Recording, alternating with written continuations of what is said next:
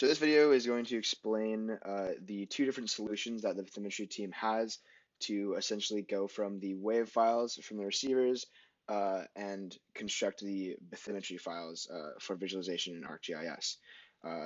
Those two methods are the synthetic aperture sonar method and the neural networks method. These two solutions are separate and parallel. However, they can be used to augment each other, which I'll explain more at the end. So the first solution, synthetic aperture sonar, we have our three wave files from the receivers, which is passed into this SAS mapper code. Within the SAS mapper code, these three audio files are run through SAS.m, which essentially turns each of those wave files into radii and height for a cylindrical coordinate system. Those three are then passed into angle interferometry, which uses the three different files or three different waveforms to find the theta data to complete the cylindrical coordinates.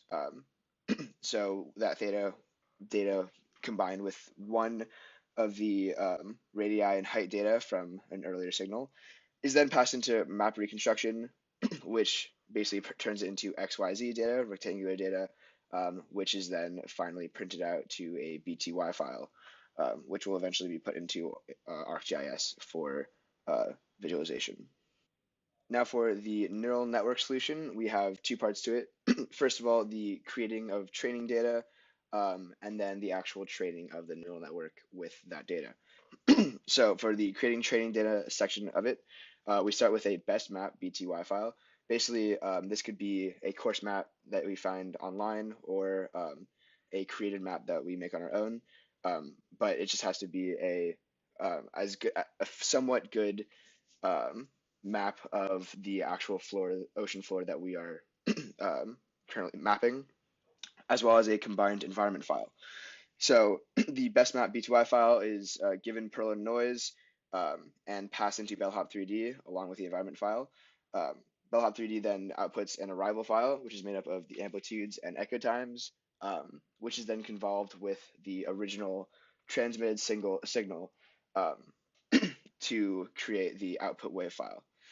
This output wave file is then passed in with that original best map B2Y file to train the neural network.